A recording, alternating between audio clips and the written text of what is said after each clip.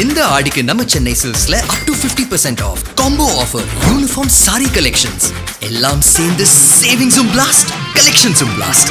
நம்ம தி சென்னை சில்க்ஸ். தமிழ்நாட்டுல எல்லாமே சேஞ்ச் ஆயிடுச்சு. உங்க நகையையும் சேஞ்ச் பண்ணுங்க. உங்க பழைய நகைக்கு கிராமுக்கு 150 ரூபாய் கூடுதலா வாங்கி புது நகை எடுத்துக்கோங்க. அதே கம்மி சேதாரம் தான் உங்க லலிதால மட்டும்தான். மாண்புமிகு பேரவைத் தலைவர், ஒரு முக்கியமான விஷயத்தை உங்கள்கிட்ட குறிப்பிட விரும்புகிறேன். ஏற்கனவே என்னுடைய மூத்த சட்டமன்ற உறுப்பினர் இது உங்களுடைய கவனத்துக்கு எடுத்துகிட்டு வந்திருக்கிறாங்க. மீண்டும் நினைவுபடுத்த விரும்புகிறேன். இந்த அவையை நீங்கள் முடிந்த வரைக்கும் மிகச்சிறப்பாக எங்களை எல்லாம் வழிநடத்தி கொண்டு போகிறீர்கள். எங்களுக்கும் கேள்வி கேட்பதற்கான வாய்ப்பையும் கொடுக்குறீர்கள், முடிந்த அளவுக்கு கொடுக்குறீங்க.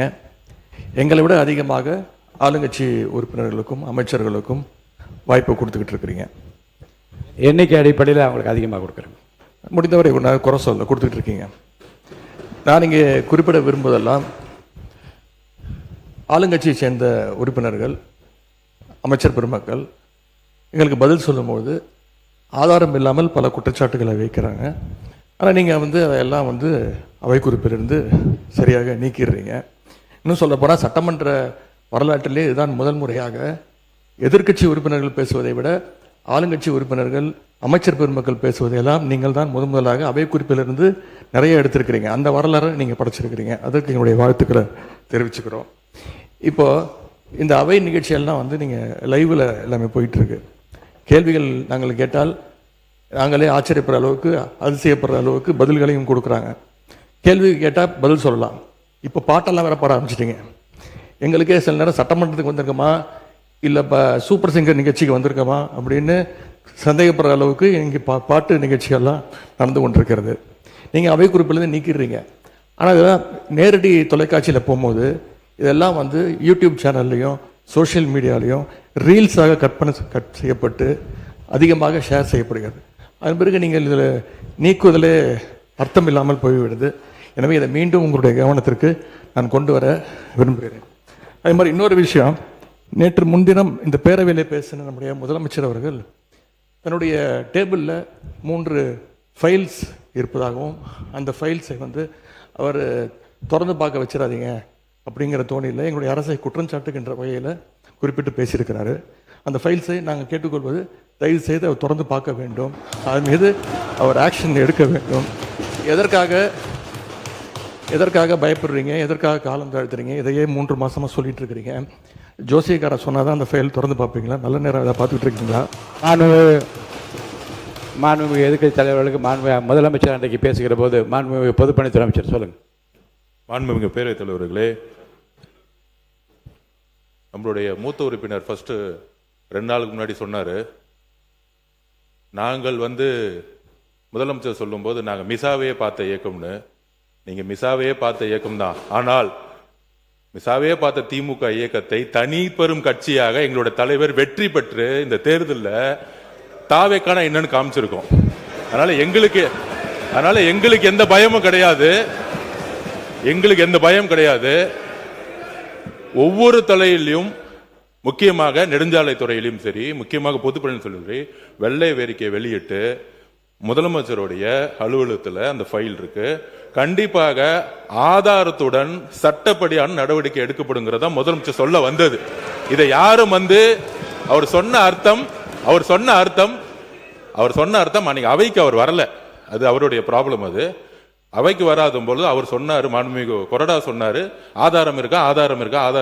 நிதித்துறை அமைச்சர் பார்க்கும் பொழுது, அவர் கேட்கும் பொழுது, எங்க கிட்ட ஆதாரம் இருக்கு, அதை தகுந்த நேரத்தில் சட்டப்படியான நடவடிக்கை எடுக்கப்படும் சொன்னாருங்கிறத பதிவு பண்றேன். ஏன்னா அவர் எதிர்க்கட்சி தலைவர் அன்னைக்கு வரல, அவர் அதனாலதான் பதிவு பண்ண. அதுக்கப்புறம் அவர் சொல்றாரு, போன 5 வருஷம் இவங்க என்ன ரீல்ஸ் விட்டாங்க, என்ன பாட்டு பண்ணாங்க, பாராளுமன்றத்திலே பதவி ஏற்கும் பொழுது எங்களுடைய எந்த கட்சி தலைவரையும் பத்தி உறுதிமொழி எடுக்கல.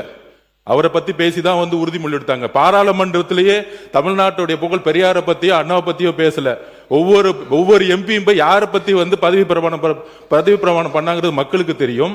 இந்த அவை உறுதியாக சொல்றோம், நீங்க 25 வருஷத்துக்கு மேல ஆட்சியில் இருக்கீங்க, ஏன் தைரியம் இருந்தா லைவ் போடல? நீங்க இது வரைக்கும் உங்ககிட்ட நேர்மையான வெளிப்படை தன்மையான சட்டமன்றத்தை நடத்தக்கூடிய தைரியம் திமுக இதுவரைக்கும் இருந்தது இல்லை. முதல் முறையாக தமிழ்நாட்டு வரலாற்றிலேயே தமிழ்நாட்டுடைய மக்களாட்சியை நிலைநாட்டி ஜனநாயகத்தை நிலைநாட்டி நாங்கள் தவறு செய்தால் நீங்கள் சொல்லுங்கள் சொல்லக்கூடிய சபாநாயகியும் ஒரு ஆட்சியும் எங்களுடைய முதலமைச்சர் மக்களுடைய ஜனநாயகத்தை காப்பாற்றுவதற்காக லைவா மக்கள் முன்னாடி தெரியுமா விட்டுருக்கார். அதை நாங்கள் பதிவு பண்றோம். ஏன் நீங்க ஏன் லைவ் இல்ல? நீங்க ஏன் லைவ் இல்ல? 2021 உங்களுடைய தேர்தல் அறிக்கை என்ன இருந்துச்சு? 2021 திமுகவுடைய தேர்தல் அறிக்கையில் சட்டமன்றத்தை லைவ்ல கொண்டு வரணும் சொன்னீங்களே, ஏன் செய்யல? மாண்பு நீர்வளத்துறை அமைச்சர் மாண்பு பேரவைத் தலைவர் அவர்களே, கொஞ்சம் சொல்லிட்டோம், ஒரு நிமிஷம். ஜோசியர் என்ற வார்த்தையை நீக்கும்படி கேட்டுக்கொள்கிறேன். அதுக்கு அடுத்தபடியாக நேற்று மார்க்கெட்டில் ஒரு 70 வயசு முதியவர் சொன்ன ஒரு வார்த்தை என்னான்னு பார்த்தீங்கன்னா, இப்போல்லாம் நாங்கள் சீரியல்லாம் பார்க்குறதில்ல, லைவை அசம்பிளியில் சட்டசபையில் என்ன நடக்குதுன்றத நான் என் மனைவி என் பேத்தி முதல் கொண்டு அதை நாங்கள் காலேஜ் முடிச்சுட்டு வந்தால் கூட நாங்கள் இதை பார்த்துன்னு இருக்கிறோம். உண்மையாகவே ரொம்ப சந்தோஷமாக இருக்குது, நிம்மதியாக இருக்கிறோம். எங்களுக்கு எல்லாம் இருந்த பயம் எல்லாம் போய் இன்னைக்கு எதுவாக இருந்தாலும் எங்களுக்குன்னு ஒரு புள்ள இருக்கிறாரு நம்மளுடைய முதலமைச்சர்ன்றத அவர் அந்த பெரியவர் சொன்னார். இது உண்மை சம்பவம். இதை நான் மாண்பு பேரவைத் தலைவர்களே, இவர்கிட்ட நான் அமைச்சர்கிட்ட காலையில் வந்த உடனே நான் இதை சொன்னேன். ஆனால் திடீர் என்று எதிர்கட்சி தலைவர் இப்படி பேசினார். லைவை உண்மையாகவே தமிழ்நாடுல முதல்ல தைரியமாக எங்கள் தலைவர் தான் லைவ் அனுமதித்திருக்கிறார் என்பது இந்த நேரத்தில் தெரிவிச்சு. எதிர்கட்சி தலைவர் அவர்கள் பேசுகிற போது சூப்பர் சிங்கர் ஆகிவிட்டது எனக்கு இந்த சட்டசபை என்று சொல்வது கொஞ்சம் நீங்கள், ஏன்னா கருத்துக்களை சொல்லுகிற போது பாட்டு பாட விரும்புகின்றவர்கள் அந்த கருத்தை ஒட்டி பாடுவதில் எந்த தவறு இருப்பதாக தெரியவில்லை. அது சூப்பர் சிங்கர் என்கிற அந்த வார்த்தை அவசியமா என்று. இன்னொன்று மாண்பு உட்காருங்களேன், உட்காந்துக்கோங்க. மாண்பு முதலமைச்சரை பற்றி நீங்கள் சொல்லுகிற போது ஜோசியக்காரரை கேட்டு செய்கிறார் என்று கேட்கின்றீர்கள். ஏனென்றால் மாண்புமிகு முதலமைச்சர் அவர்களை பொறுத்த வரைக்கும் ஏற்கனவே பதிவு செய்யப்பட்டிருக்கிறது. எத்தனை மணிக்கு வருகிறார், எவ்வளவு நேரம் பணிபுரிகிறார், எப்படி கோப்புகளை பார்க்கிறார் என்றாலும் மாண்பு அமைச்சர் பெருமக்கள் ஏற்கனவே பதில் சொல்லியிருக்கிறார்கள். இதில் நீங்கள் யாரை அவர் கன்சல்ட் செய்கிறார் என்றால், யாரையும் கன்சல்ட் செய்யாமலே சுயமாகவே தன்னுடைய அறிவாற்றலால் முடிவெடுக்கிற திறமை அவருக்கு இருக்கிறது என்பதை 3 மாத காலத்தில் எல்லாரும் பார்த்து கொண்டிருக்கிறார்கள். இன்னொன்று, கோப்புகளிடம் தயாராக இருக்கிறது என்றால் அவருடைய ஆய்வில் இருக்கிறது என்று அர்த்தம். எந்த நேரத்தில் எந்த நடவடிக்கை எடுக்க வேண்டும் என்பதை பற்றி மாண்புமிகு முதலமைச்சர் இன் consultation with honourable ministers of the department அந்தந்த துறையை சார்ந்த அமைச்சரோடு கலந்து ஆலோசித்து முன்னாலே வைக்கிற கோப்புகளை முழுவதுமாக நான் ஆராய்ந்து கொண்டு இருக்கிறேன் என்று தான் சொன்னாரே தவிர அதை எடுக்க வேண்டும் என்று நீங்கள் ஒரு சேலஞ்சாக எடுத்து அதை ஒரு சவாலாக அதை உட்காருங்க பதில் சொல்ல வேணாம். மாண்பு உறுப்பினர் ஆஸ்டின் உட்காருங்க. அதை ஒரு சேலஞ்சாக நீங்கள் ஒரு சவால் விடுப்பது போல் அதை எடுத்துக்கொள்ளக்கூடாது என்று நான் உங்களை கேட்டுக்கொள்ள. மாண்பு எதிர்க்கட்சி தலைவர் பேசலாம். பேரவைத் தலைவர், மாண்புமிகு சட்டத்துறை அமைச்சர் சொல்லுங்கள். மாண்புமிகு பேரவைத் தலைவர் அவர்களே, ஜோசியம்னு சொன்னாரு. ஜோசியம் பார்த்து மஞ்சள் துண்டு போட்டதெல்லாம் ஆல்ரெடி தமிழ்நாடு பார்த்துருச்சு. ஜோசியம் பார்த்து மஞ்சள் துண்டு போட்டதெல்லாம் தமிழ்நாடு ஆல்ரெடி பார்த்துருச்சு. அதனால எதை செய்தாலும் வெளிப்படையாக எந்த ஒளிவனைகளும் செய்ய தெரியும், எதை எப்போ எடுக்கணும் என்னன்னு தெரியும். எல்லா துறைகளிலும் எப்பெல்லாம் சட்டப்பூர்வமான நடவடிக்கை எடுக்கப்பட்டு வருது எல்லா துறையிலும் எடுத்துட்டு வருது. எல்லா துறைகளிலும் அந்தந்த துறையில எங்கெங்கெல்லாம் வயலேஷன் இருக்கோ, எங்கெங்கெல்லாம் விதிமீறல் இருக்கோ, அதுக்கான சட்டப்பூர்வம் நடக்கல வழக்குகள்லாம் பதிவு செய்யப்பட்டு தான் வருது. அதனால நாங்க ஏற்கனவே இந்த ஜோசியம் பார்த்து மஞ்சள் துண்டி பார்த்துட்டோம், எல்லாரையும் பார்த்துட்டோம். ரொம்ப எதிர்கட்சி தலைவர் அவர்கள், பேரவைத் தலைவர் அவர்களே, மாண்பு எதிர்கட்சி தலைவர் பேசும்போது நீங்க அவள் கட்சியை சார்ந்து உட்காருங்க. அவங்க பேசுறாங்கல்ல எதிர்கட்சி தலைவர். பேரவைத் தலைவர்களே, இதைத்தான் நான் குறிப்பிட்டேன். நாங்கள் ஒரு கேள்வி கேட்டால் நாங்களே ஆச்சரியப்படுற அளவுக்கு, நாங்களே அதிசயப்படுற அளவுக்கு நீங்கள் ஒரு பதில் சொல்கிறீங்கிறது இதுதான் நான் சொன்னேன். அதன் பிறகு ஜோசியக்காரன் அப்படின்னு சொல்கிறது தவறுன்னு சொல்கிறீங்க. நீங்கள் ஜோசியக்காரன்னு அப்பாயின்மெண்ட்டு நீக்கியிருக்கீங்க. ஜோசியங்கிற வார்த்தை ஒன்றும் ஜோசியக்காரங்கிறது தப்பான வார்த்தை கிடையாது. லைவ் திமுக ஆட்சியில் தான் முறையாக நாங்கள் தேர்தல் அறிக்கையில் சொன்னோம். கேள்வி நேரத்தை முதலையாக லைவாக ஒளிபரப்பு செய்தது நாங்கள். இப்போ இந்த கேள்வி நேரத்தையே எடுக்க முடியாத நிலைமையில தான் இன்னைக்கு இந்த அரசு நடந்துகிட்டு இருக்கு. இன்னொன்று, இந்த நீங்கள் லைவ் உட்காருங்க. பாருங்க, நீங்கள் மாண்பு எதிர்க்கட்சி தலைவர் வந்து கேள்வி நேரத்தை எடுக்க முடியாத நேரம் வந்து அரசு இருக்கு என்பதை நான் வந்து அதை ஏற்றுக்கொள்ள முடியாது. என்றால் ஏற்கனவே வந்து நடக்கின்ற எல்லாவற்றையும் வெளியரங்கமாக உங்களுக்கு தெரியும், எத்தனை கேள்வி அனுப்பியிருக்கிறோம், எத்தனை பதில் வந்திருக்கிறது.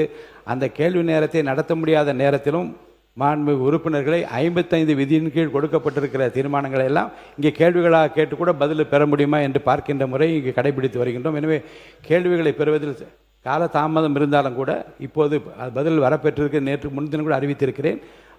10 கேள்விகளுக்கு பதிலாக 5 கேள்விகளாக எடுத்துக்கொள்கிறோம் என்று நான் அறிவித்திருக்கிறேன். எனவே எடுக்கப்படவில்லை. நீங்க சொல்வதெல்லாம் நான் ஒத்துக்கிறேன். நான் உங்களை குறை சொல்லவே இல்லை. உங்களை நாங்கள் பாராட்டுகின்றோம். உங்களுக்கு ரொம்ப பொறுமையாக எல்லாரையும் ஹேண்டில் பண்றீங்க. அதை பத்தி நாங்கள் கவலைப்படல. நேரலை நாங்கள் செய்யவில்லை அப்படின்னு சொன்னாங்க.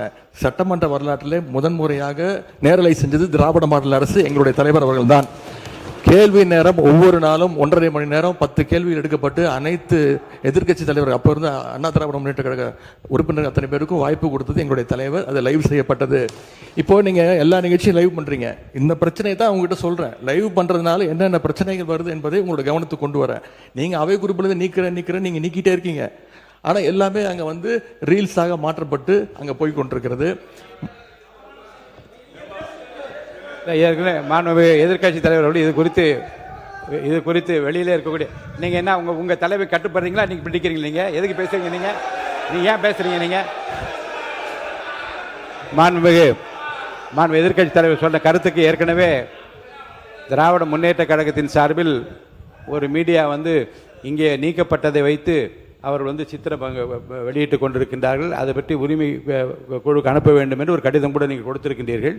அப்படி நீக்கப்பட்ட பிரச்சனை குறித்து எந்தெந்த மீடியாவில் வந்திருக்கிறதோ நீங்கள் கவனத்துக்கு கொண்டு வாருங்கள். அவர் மீது உரிமை குழு நிச்சயமாக அனுப்பி நடக்க வேண்டும் இந்த அவையின் சார்பாக நான் தெரிவித்துக் கொள்கிறேன். அதன் பிறகு இந்த முதலமைச்சர் சொன்னது அந்த 3 ஃபைல்கள் இருக்கு. நான் எதுவும் சேலஞ்ச் எல்லாம் பண்ணல. நான் ஓப்பன் சேலஞ்சே பண்றேன். முதலமைச்சர் அவர்கள் தொடர்ந்து பார்க்கட்டும். யார் மீது நடவடிக்கை எடுக்க உண்மையாக குற்றச்சாட்டு ஆதாரத்தோடு இருந்தால் அவர் நடவடிக்கை எடுக்கட்டும். எனவே சினிமாவில் பஞ்ச் டைலாக் பேசுறதெல்லாம் சட்டமன்றத்தில் பேசல. நீங்க அப்படி பஞ்ச் டைலாக் இல்ல நீங்க இல்லைங்க. நான் என்ன சொல்றேன், நீங்க பேரவைத் தலைவர் இல்ல மாண்பு பாருங்க கருத்து இல்ல மாண்புமிகு பள்ளிக்கல்வித்துறை அமைச்சர், மாண்புமிகு பேரவைத் தலைவர் அவர்களே, முதல்ல உட்காருங்க. இந்த கேமரா டீம் வந்து சைடு கொஞ்சம் காட்டுங்க. ஏங்க மாண்புமிகு இருங்க. இல்லங்க ஆனரபிள் ஸ்பீக்கர் மூலமா ரெக்வெஸ்ட் இந்த கேமரா டீம் அந்த சைடு கொஞ்சம் காட்டுங்க. மாண்புமிகு முதலமைச்சர் கருத்து என்ன சொல்லுங்க. அதை நீங்க சினிமா நடிப்பது போல பஞ்ச் டயலாக்னா எப்படி எழுந்திருக்காம இருப்பாங்க? அப்புறம் தயவுசெய்து சொல்றேன், நீங்க சொல்லுகிற போது முதலமைச்சர் கருத்துன்னு சொல்லுங்க.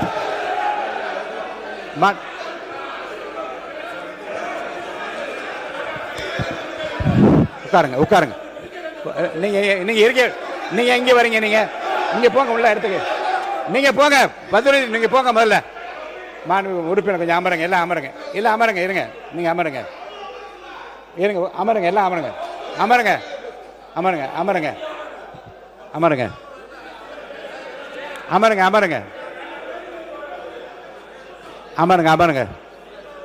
மாண்பு உறுப்பினர் கொஞ்சம் அமைதியா இருங்க.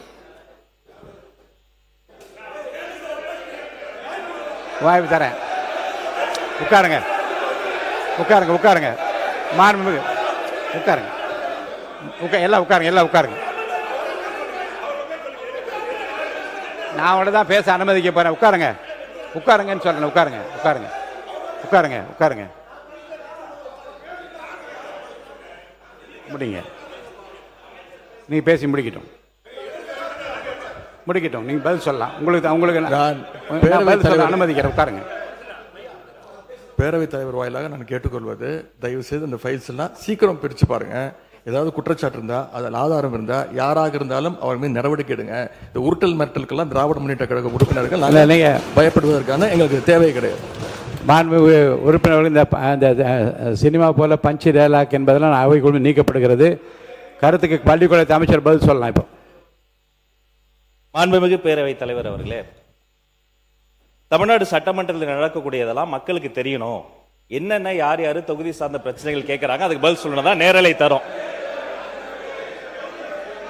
நான் உங்க மூலமா ஒரு கோரிக்கை வைக்கிறேன். பேசுங்க. உங்க மூலமா ஒரு கோரிக்கை வைக்கிறேன். முதல் கோரிக்கை என்னன்னா, நம்மளுடைய கேமரா டீம் வந்து இந்த எதிர்க்கட்சி வரிசை வந்து தொடர்ச்சியா அப்படி கமெண்ட் அடிக்கிறது, உரிமையில பேசுறது, லாஸ்ட் பெஞ்ச்ல இருந்தா டாக்டர் குடுகுடுன்னு எஞ்சி இங்க நடுவில் ஓடி வர்றது, இதையும் சேர்த்து ஸ்பிளிட் ஸ்கிரீன்ல காட்டுங்க.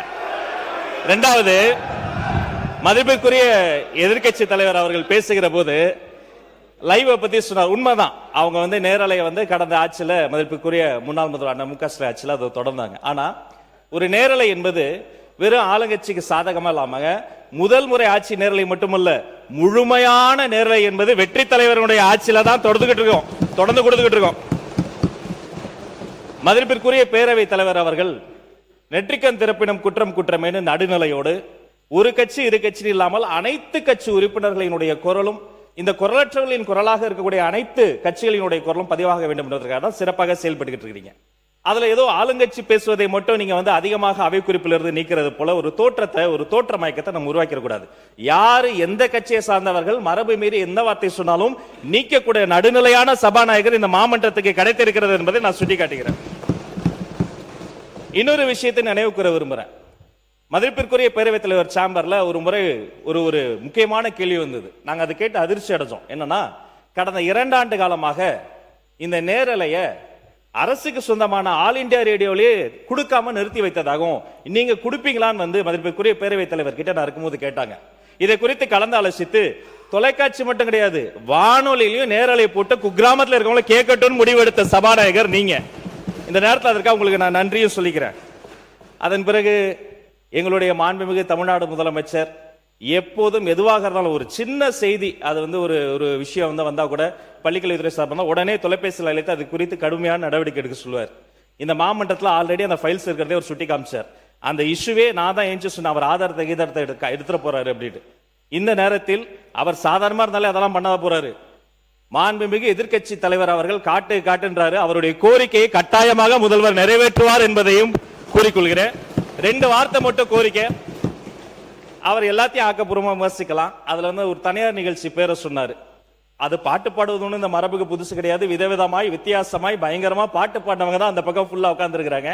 அதெல்லாம் அந்த தனியார் நிகழ்ச்சியினுடைய பேரையும் நம்ம வந்து நீக்கிடலாம். இவரை தான் நியமிக்கணும், இவரை நியமிக்க கூடாது. இந்த தொழில் உயர்ந்தது, இந்த தொழில் தாழ்ந்ததுலாம் கிடையாது. இது இன்க்ளூசிவ் கவர்மெண்ட், அனைவருக்கும் அதிகாரம், அனைவருக்குமான ஒரு விஷயம் தான் நேர்மையான முறையில் பை மெரிட்ல போயிட்டே இருக்குது. அதனால ஒரு குறிப்பிட்ட ஒரு விஷயத்தை மட்டும் சுட்டி காட்டுகிற பொழுது அது வந்து ஏற்புடையதல்ல. அது மட்டும் கிடையாது, இந்த சினிமாவில் வரக்கூடிய அந்த பஞ்ச்டேல் அதை கூட நீங்க அவை குறிப்பில் நீக்கிட்டீங்க. அதை போன்ற விஷயங்களை தவிர்த்து கொண்டு ஆக்கப்பூர்வமான கருத்துக்களை, அறிவுபூர்வமான சிந்தனைகளை அதை முன்வைத்து பேசினால் இந்த மாமன்றம் சிறப்பாக செயல்படும். உங்களுக்கு எங்களுடைய அத்தனை பேரின் சார்பில் ஒரு வாழ்த்துக்களையும் தெரிவித்துக் கொள்கிறேன். மிக சிறந்த சபாநாயகர் தமிழ்நாடு அரசியல் வரலாற்றில் இந்த மாமன்றம் கிடைத்திருக்கிறது என்பதை பதிவு செய்கிறேன். எதிர்கட்சி தலைவர், பேரவைத் தலைவர், நான் உங்க சார்பா பேசிட்டு இருக்கேன். இப்ப நீங்க நீக்கிட்டீங்க, ஆனா இப்ப இதெல்லாம் லைவ்ல போயிடுச்சு. இப்ப அதுக்கு என்ன பண்ண போறீங்க? அது என்ன நடவடிக்கை எடுக்க போறீங்க? அதாவது லைவ் கொடுப்பதை நாங்க எதிர்க்கவில்லை, நாங்கள் பாராட்டுகிறோம். லைவ் நீங்க கொடுத்திருக்கிறீங்க, நல்ல முயற்சி, நாங்க பாராட்டுறோம். ஆனா அதுல இருக்கக்கூடிய பிரச்சனைகளை இங்க நான் சொல்றேன். நீங்க அவை குறிப்பில் நீக்கிறீங்கன்னு சொல்றீங்க. நீங்க எவ்வளவு நீக்கினாலும் அது சோசியல் மீடியால ட்ரெண்ட் ஆகிட்டு இருக்கு, வைரலா போயிட்டு இருக்கு. அதான் உங்களுடைய கவனம். எதிர்கட்சி தலைவர் சொல்ல விரும்புகிற கருத்து வந்து, குற்றச்சாட்டுகளை எந்த பக்கத்திலிருந்து வைத்தாலும், அது முன்னாள் ஆண்டவர்களாக இருந்தாலும் சரி, இப்போது ஆள்கின்ற இறக்கில் இருந்தாலும், ஆதாரபூர்வமான கருத்துக்களை சொல்வதன் மூலமாகத்தான் இந்த சபையிலே சில குறைந்தபட்ச மாண்பினை நாம் காப்பாற்ற முடியும் என்பதையும் கருத்திலே கொண்டு, அப்படி ஆதாரம் இல்லாமல் சொல்லுகிற போது நான் உடனே நீக்க வேண்டும் என்பது ஒரு நியாயமான மரபு. அதன்படி நான் நீக்குகிறேன். ஆனால் அதை எடுத்து பல்வேறு மீடியாக்களிலே வந்து வெளியிடுவார்கள். ஆனால் இப்போ எனக்கு கவனத்துக்கு கொண்டு வரப்பட்டிருக்கிற 1-2 செய்திகளில் அதை ஆய்வு எடுத்துக்கொண்டு அதை உரிமை கொடுக்க நான் அனுப்ப இருக்கிறேன். இனி வருங்காலத்திலும் நீக்குவது என்பது என்னுடைய தனிப்பட்ட உரிமை. இந்த அவையினுடைய மாண்பை நான் காப்பாற்றியாக வேண்டும். நீக்காமல் பேச முயற்சிப்பதும் ஆதாரங்கள் இல்லாமல் பேசாமல் இருப்பதும் நல்லது. ஏன்னால் ஆதாரங்களை வைத்துக்கொண்டு தான் இரு தரப்பினரும் பேச வேண்டும் என்று நான் விரும்புகின்றேன். என் மக்களும் அதைத்தான் விரும்புவார்கள். போகிற போக்கிலே அள்ளி தெளித்து விட்டு போகிற இடமல்ல இது. அது வெளி அரசியல் மேடைகளில் பேசக்கூடிய பேச்சும் அல்ல இங்கே இது. இங்கே பேசுகிற போது நம்முடைய அவனுடைய கண்ணியத்தையும் காப்பாற்ற வேண்டும். இந்த தமிழ்நாட்டு மக்கள் எதை நம்பி இந்த பொறுப்பை நம்ம ஒப்படைத்து இங்கே அனுப்பியிருக்கின்றார்களோ அவருடைய எதிர்பார்ப்பை நிறைவேற்றுகிற விதத்தில் நம்முடைய பேச்சு அமைய வேண்டும். அந்த வகையில் எதிர்காலத்தில் நீங்கள் சொன்னது போல எல்லா பேச்சுக்களையும் நீக்குவது என்பது என்னுடைய நோக்கம் அல்ல. ஆனால் அவைக்கு உதவாத, மக்களுக்கு பயன் தராத நம்முடைய பண்பாட்டிற்கு உதவாத இந்த அவையினுடைய மாண்பை குறைக்கக்கூடிய எந்த விஷயங்களாக இருந்தாலும் அதை நிச்சயமாக நான் அவை குறிப்பிலிருந்து நீக்குவேன். பேசுகிற போது அந்த கண்ணியத்தை அனைத்து உறுப்பினர்களும் காப்பாற்ற வேண்டும் என்று நான் உங்களை அன்போடு கேட்டுக்கொண்டு, நக்கீரன் டிவிக்கு சப்ஸ்கிரைப் செய்யுங்கள். உங்கள் ஆதரவே எங்கள் பலம். ஆசிரியர்களுக்கு நண்பனாகவும் மாணவர்களுக்கு ஆசானாகவும் திகழும் தேர்வு வழிகாட்டி. ஒவ்வொரு பாடத்திற்கும் அனுபவமிக்க ஆசிரியர்களின் துல்லியமான தெளிவான விடைகள். CNC இருக்கு, தேர்வு பயம் எதற்கு? இது தீரன் பப்ளிஷிங் ஹவுஸ் விற்பனை வெளியீடு.